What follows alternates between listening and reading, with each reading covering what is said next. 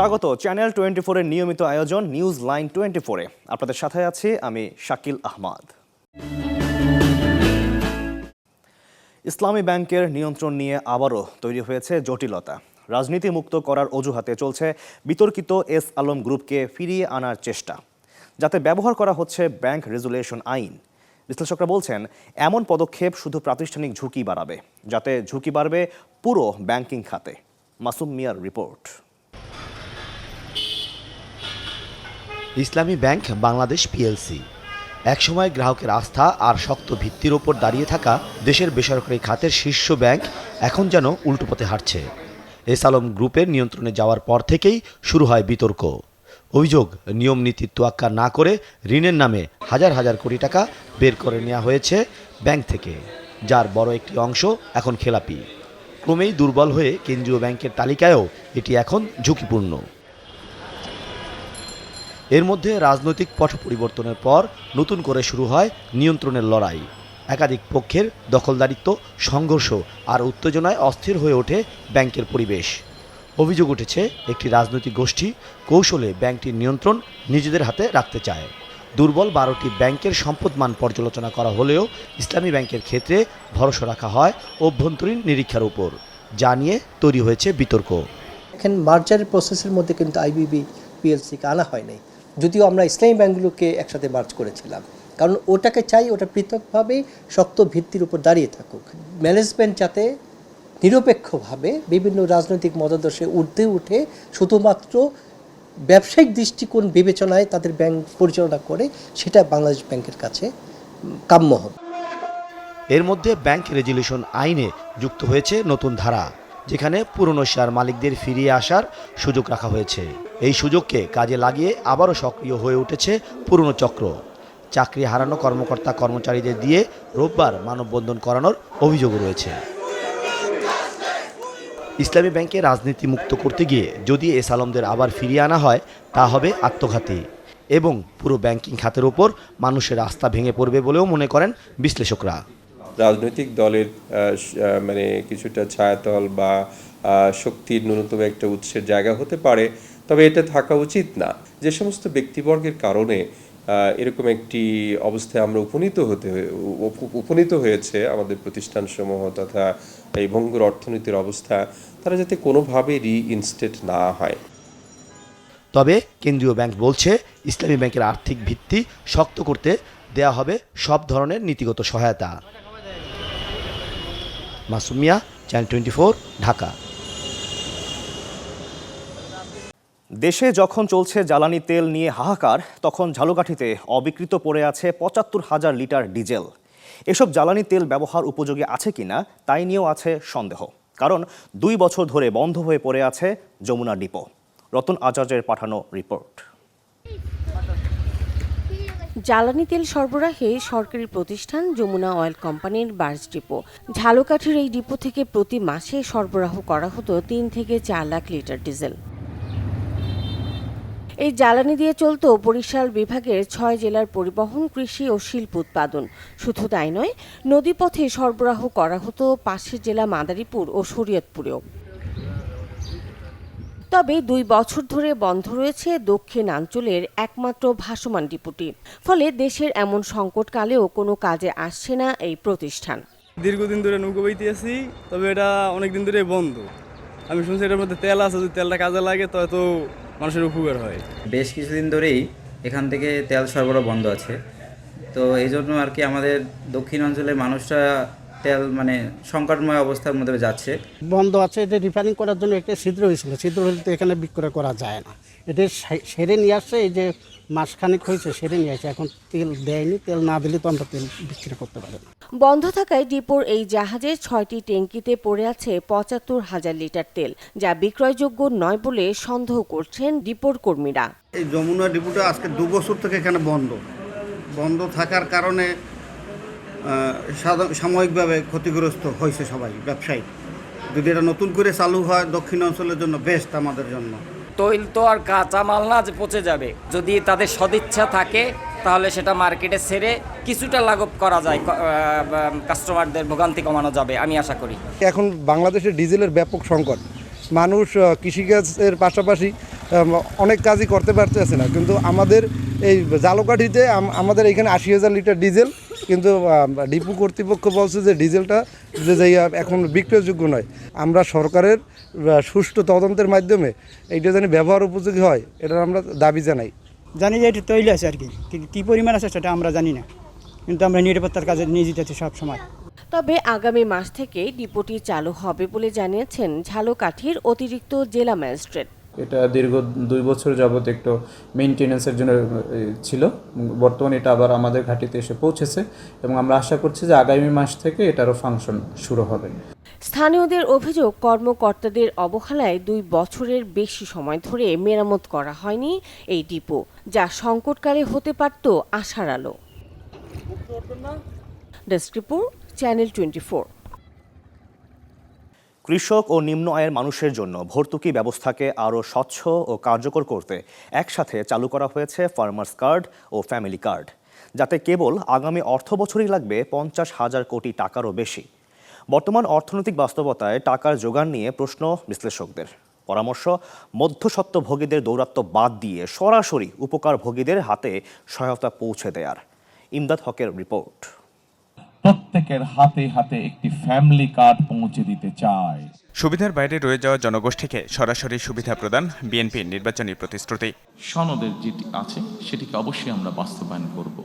যাতে শুরু থেকেই মনোযোগী সরকার নেওয়া হয়েছে কৃষক কার্ড ও ফ্যামিলি কার্ডের মতো কর্মসূচি। লক্ষ্য, মধ্যস্বত্বভোগী কমিয়ে সরাসরি কৃষক ও স্বল্প আয়ের মানুষের হাতে ভর্তুকি পৌঁছে দেওয়া। গত 14 এপ্রিল পহেলা বৈশাখে পাইলট ভিত্তিতে শুরু হয় ফার্মার্স কার্ড বিতরণ কর্মসূচি। প্রাথমিকভাবে 11টি উপজেলায় কৃষকদের ব্যাংক হিসাবের সঙ্গে যুক্ত করে দেওয়া হয় সরাসরি ভর্তুকি। প্রায় 22,000 কৃষককে দেওয়া হয়েছে এই কার্ড। 2,500 টাকা সহায়তা ছাড়াও যাতে থাকছে 10টি বিশেষ সুবিধা, আর তাদের ব্যাংক হিসাবের সঙ্গে যুক্ত করে দেওয়া হয়েছে ভর্তুকি। যেটা আমাদের জন্য ঝুঁকির জায়গা, যে জায়গাটা কনসার্নের জায়গা, সেটা হচ্ছে যে এই সামগ্রিক অর্থনীতির বড় যে চাপটা, এটা কিন্তু গিয়ে দেখা যাবে দরিদ্র মানুষের উপরে গিয়ে সবচেয়ে বেশি পড়ছে। দরিদ্র বা মধ্যবিত্ত যারা, তাদের জন্য সরকারকে খুব সুস্পষ্ট কর্মসূচি থাকতে হবে। সেই জায়গাটা কিভাবে স্বস্তির জায়গাটা করা যায় নিম্ন আয়ের মানুষ, মধ্যবিত্তের জন্য, সেক্ষেত্রে সামাজিক সুরক্ষা কর্মসূচি আমি মনে করি একটা বড় ধরনের ব্যাপক প্রসার করা দরকার। অন্যদিকে নগদ অর্থ সহায়তা ও সাশ্রয়ী মূল্যে পণ্য কেনার লক্ষ্যে চালু করা হয়েছে ফ্যামিলি কার্ড। প্রতিটি কার্ডধারী পরিবারকে মাসে 2,500 টাকা করে সরাসরি আর্থিক সহায়তা দেওয়া হচ্ছে। আগামী অর্থবছরে 40 লাখ পরিবারের নারী প্রধান পাবেন ফ্যামিলি কার্ড, যে খাতে সরকারকে গুনতে হবে বাড়তি 13,000 কোটি টাকা। বর্তমান অর্থনৈতিক বাস্তবতায় যেখানে সতর্ক পদক্ষেপ নেওয়ার আহ্বান বিশ্লেষকদের। বাজেটে যদি একেবারে অগ্রাধিকারটাকে ছোট করে নিয়ে আসা হয় যে আগামী 1 বছরে আমি এতটুকু কাজ করব, তার জন্য আমার খরচটাকে একেবারে ন্যূনতম কতখানি দরকার এবং সেটাকে আমি কোথা থেকে সেই অর্থ জোগাড় করব, তাহলে পরে আমার মনে হয় যে মানুষের অনেকগুলো প্রত্যাশা মিটবে এবং সেই দিক থেকেই বাজেটের দিকে নজর দেওয়া দরকার। এই বাজেটে আমরা 40 লক্ষ মানুষকে নতুন ফ্যামিলি কার্ড দেব, যাতে প্রায় 13 থেকে 14,000 কোটি টাকা বরাদ্দ হবে।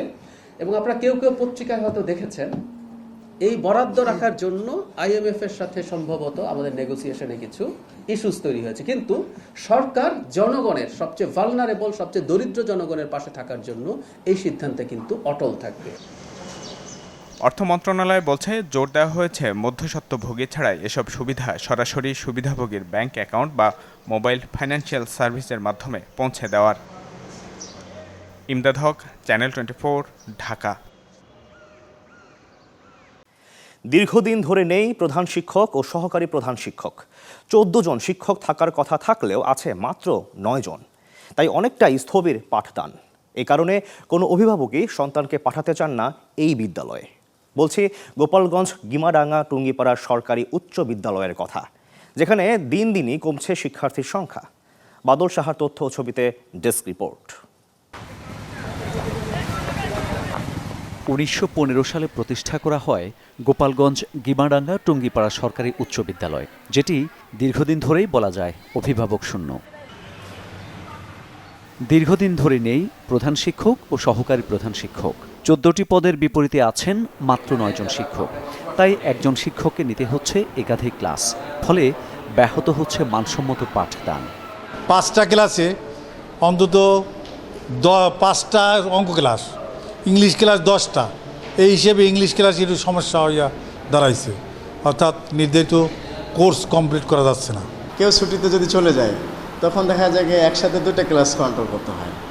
যেমন পাশাপাশি 6 আর 7, আর একটু 6-এ একটু পড়া দিল, আচ্ছা ঠিক আছে তোমরা এই হোমওয়ার্কটা বা এই কাজটা একটু করো, আমিও পাশে ক্লাসে যাবো দিয়ে আসি। একসাথে 2টা ক্লাস বা একই ক্লাসে পরপর 2 ক্লাস, একই শিক্ষককে যদি বারবারই দেখা হয় একটা বোরিং ফিল চলে আসে, ঠিক আছে? তা সেক্ষেত্রে ওদের একটু সমস্যা হয়। শিক্ষক সংকটে প্রশ্ন উঠছে শিক্ষার মান নিয়ে, তাই সন্তানদের এই বিদ্যালয়ে ভর্তি করতে আগ্রহী নন অনেক অভিভাবক। এমন বাস্তবতায় কমছে শিক্ষার্থীর সংখ্যা। একজন বারবার ক্লাস নেয়, পরপর এসে বাংলা টিচার, যে এসে ইংরেজি ক্লাস নেয়, বিজ্ঞান মাত্র একজন টিচার, ম্যাথেরও একজন টিচার। শিক্ষক সংকটের জন্য আমাদের যে একজন টিচার তাকে 2 বার অন্তত ক্লাস নিতে হয় একদিনে। প্রতিনিয়ত ক্লাস পরিপূর্ণ হয় না, এমনও সময় যায় যে আমাদের টিফিন টাইমে স্কুল ছুটি দিয়ে দেওয়া লাগে।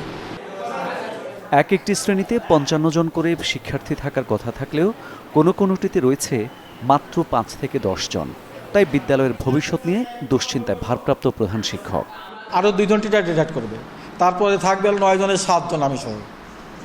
আর যদি এর থেকে কেউ বদলি হয়ে যায়, বদলি হওয়ার চেষ্টা অনেক শিক্ষকই করে, এখান থেকে বদলি হয়ে গেলে তো আরও সমস্যা। আমার টিচার দরকার। আমি ঊর্ধ্বতন কর্তৃপক্ষে বিনীত আবেদন আমার, যা আমার হেডমাস্টার সহ আমার অন্যান্য টিচার শূন্য পদের শিক্ষক দেওয়ার জন্য বিনীত আবেদন জানাচ্ছি। শিক্ষক সংকটের বিষয়টি জানে জেলা শিক্ষা অফিস। কর্মকর্তা বলছেন, শিক্ষক নিয়োগে জানানো হয়েছে ঊর্ধ্বতন কর্মকর্তাদের। এটা যেহেতু উপজেলা পর্যায়ের একটি স্কুল, এটা জাতীয়করণকৃত এবং এখানে প্রধান শিক্ষক, সহকারী প্রধান শিক্ষকের পদ দীর্ঘদিন শূন্য আছে, এটা আমরাও জানি। আমরা এটা আমাদের শিক্ষক বদলির প্রক্রিয়া এটা মহাপরিচালকের মাধ্যমে হয়।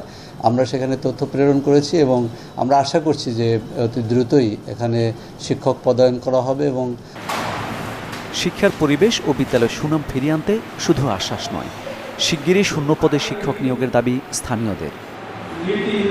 Desk report, channel 24। কমছে না হামের প্রাদুর্ভাব, প্রতিদিনই বাড়ছে আক্রান্তের সংখ্যা, থামছে না মৃত্যুর মিছিল। চিকিৎসকরা বলছেন, শুরুতে অবহেলা আর দেরিতে শনাক্তই শিশুদের ঠেলে দিচ্ছে গুরুতর অবস্থায়। জিনিয়া কবির সূচনার রিপোর্ট।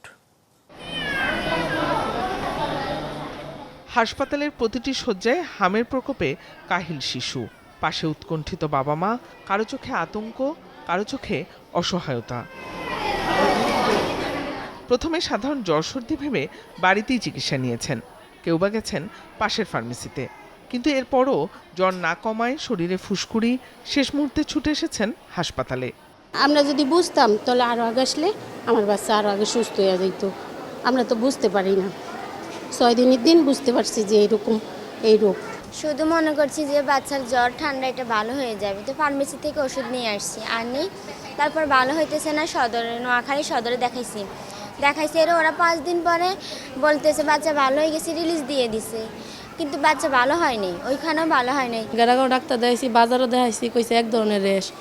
আচ্ছা এরকম যদি প্রথম যে ডাক্তারে কইতো যে এটি অন্য গোড়া, তাহলে তো আমরা আরও আগ থেকে চিকিৎসার মধ্যে আইতাম। চিকিৎসকরা বলছেন, হাসপাতালে দেরিতে আসার কারণে বাড়ছে জটিলতা। রোগীটা যখন জ্বর আসে তখন থেকেই হামের জীবাণুটা আশেপাশে সবাইকে ছড়ানো শুরু করে। এই জন্য আমরা বলি জ্বরের বাচ্চাগুলোকে আলাদা করে রাখুন এবং নিকটবর্তী ডক্টরের শরণাপন্ন হন। লক্ষণ দেখা দেওয়ার আগেই ছড়াচ্ছে ভাইরাস, ঝুঁকিতে পরিবারের অন্য শিশুরাও। তাই চিকিৎসকদের পরামর্শ, মাস্ক ব্যবহার, আলাদা রাখা এবং শুরু থেকেই সতর্কতা। যে জ্বরের বাচ্চা যদি অন্য ভাই বোনদের সাথেও থাকে, সেক্ষেত্রে তাদেরও আমরা এখানে পাচ্ছি অনেক 2 ভাই বোন একসাথে, 3 ভাই বোন একসাথে, এরকম অনেক পেশেন্ট আমরা পাচ্ছি। এবং যে এই হসপিটালে অন্যান্য যে আত্মীয় স্বজন যারা দেখতে আসছে, তারাও আমাদের এখানে আসলে হেলদি বাচ্চা নিয়ে আসতেছে এবং যারা এখান থেকে ইনফেক্টেড হয়ে যাচ্ছে। এরই মধ্যে পরিস্থিতি নিয়ন্ত্রণে দেশজুড়ে শুরু হয়েছে জরুরি টিকাদান কর্মসূচি। চিকিৎসকদের আশা, এ উদ্যোগে কমতে পারে সংক্রমণের প্রকোপ। জিনিয়া কবির সূচনা, চ্যানেল 24, ঢাকা। উদ্ভাবন আর সৃজনশীলতার মেলবন্ধনে সিরাজগঞ্জে বসেছিল বিজ্ঞান উৎসব। 2 দিনের এই আয়োজনে ক্ষুদে বিজ্ঞানীদের চিন্তা আর প্রযুক্তির ছোঁয়ায় উঠে এসেছে আগামীর বাংলাদেশ। হীরক গুণের পাঠানো রিপোর্ট। 47তম জাতীয় বিজ্ঞান ও প্রযুক্তি সপ্তাহ উপলক্ষে সিরাজগঞ্জ কালেক্টরেট স্কুল মাঠ প্রাঙ্গণে অনুষ্ঠিত হয়েছে 2 দিনব্যাপী বিজ্ঞান মেলা। মেলার প্রতিপাদ্য ছিল উদ্ভাবন নির্ভর বাংলাদেশ গঠনে বিজ্ঞান ও প্রযুক্তি। এতে অংশ নেয় জেলার বিভিন্ন শিক্ষা প্রতিষ্ঠান ও বিজ্ঞান ক্লাবের শিক্ষার্থীরা। এবারের মেলায় স্থান পায় মোট 12টি স্টল। প্রতিটি স্টলে ছিল ক্ষুদে বিজ্ঞানীদের সৃজনশীলতার ছাপ। 2টি ক্যাটাগরিতে শিক্ষার্থীরা প্রদর্শন করে তাদের তৈরি বিভিন্ন বৈজ্ঞানিক যন্ত্রপাতি ও আধুনিক প্রযুক্তির মডেল। আধুনিক কৃষি প্রযুক্তি, স্মার্ট সিটির ধারণা, পরিবেশ বান্ধব উদ্ভাবন, বিভিন্ন প্রকল্প দর্শনার্থীদের নজর কাড়ে। ক্ষুদে শিক্ষার্থীদের এমন উদ্ভাবনী উদ্যোগে মেলায় তৈরি হয় উৎসব মুখর পরিবেশ। আর নিজেদের উদ্ভাবন সবার সামনে তুলে ধরতে পেরে উচ্ছ্বসিত ক্ষুদে বিজ্ঞানীরা। আমাদের project acid rain and how to control acid rain এবং woman emergency defence system. We know that prevention is better than cure. আমরা চাই প্রতিকারের চেয়ে যাতে প্রতিরোধটা হয়। বাংলাদেশের বিভিন্ন শিল্প এলাকাগুলোতে এর প্রবণতা প্রচুর পরিমাণে দেখা যাচ্ছে, তাই আমাদের এই প্রজেক্ট। এখানে আছে অ্যাসিড রেইন ডিটেক্টর। যখন এই ডিটেক্টরের ওপর অ্যাসিড রেইনটা সংঘটিত হবে তখন আপনার রুমের মধ্যে অটোমেটিক্যালি সাউন্ড সিস্টেম কাজ করবে, লাইটিং হবে এবং এই লিটমাস পেপারটা কালার চেঞ্জ করবে, নীল থেকে লাল বর্ণ ধারণ করবে। তখন আপনি বুঝতে পারবেন যে অ্যাসিড রেইন সংঘটিত হয়েছে এবং সেই অনুযায়ী প্রয়োজনীয় ব্যবস্থা গ্রহণ করতে পারবেন। আমাদের প্রজেক্টের নাম হলো pyrolysis, a way of clean earth. আমরা এর মাধ্যমে সারা পৃথিবীতে ছড়িয়ে থাকা যে পলিথিন এবং প্লাস্টিক, এই অপদ্রব্যগুলোকে আমরা উচ্চ তাপমাত্রা এবং উচ্চ চাপে গলিয়ে বাষ্পীভূত করার পরে ধীরে ধীরে পেট্রোল, ডিজেল, অকটেন, এলপিজি রূপান্তরিত করব। আমাদের এই প্রজেক্টটিতে মূলত বোঝানো হচ্ছে যে গ্রাম এখন আর গ্রাম থাকবে না, শহর উপশহরের মতো তারাও উন্নতির দিকে ধাবিত হবে। মেলার উদ্বোধন করেন রাজশাহী বিভাগীয় কমিশনার ডক্টর আ.ন.ম বজলুর রশিদ। তিনি বলেন, শিক্ষার্থীদের বিজ্ঞান মনস্ক করে গড়ে তুলতে এ ধরনের আয়োজন গুরুত্বপূর্ণ। আমরা সবসময় চাই যে আমাদের সন্তানেরা, আমাদের স্টুডেন্টরা বিজ্ঞানমুখী হয়ে গড়ে উঠুক এবং বিজ্ঞানের চিন্তা চেতনায় তারা গড়ে উঠুক। কারণ বিজ্ঞান হচ্ছে আমাদের উন্নয়ন এবং অগ্রগতির মূল চালিকা শক্তি। আমরা দেখেছি যে এখানে অনেকগুলো নতুন নতুন প্রজেক্ট তারা উপস্থাপন করেছে। তা আমরা মনে করি যে এটি আমাদের জাতির জন্য, কমার্শিয়ালি যদি আমরা এটি উৎপাদনে যেতে পারি তাহলে আমাদের জাতির জন্য অনেক কাজে লাগবে। 2 দিনের এই বিজ্ঞান মেলা শেষ হলেও ক্ষুদে বিজ্ঞানীদের উদ্ভাবনী চিন্তা আর স্বপ্ন ছড়িয়ে দিচ্ছে নতুন সম্ভাবনার আলো। এমন আয়োজনই এগিয়ে নেবে উদ্ভাবন নির্ভর বাংলাদেশকে। Desk report, channel 24। চ্যানেল 24-এর নিয়মিত আয়োজন নিউজ লাইন 24-এ এই ছিল আজকের আয়োজন। এতক্ষণ সঙ্গে থাকার জন্য অনেক ধন্যবাদ সবাইকে।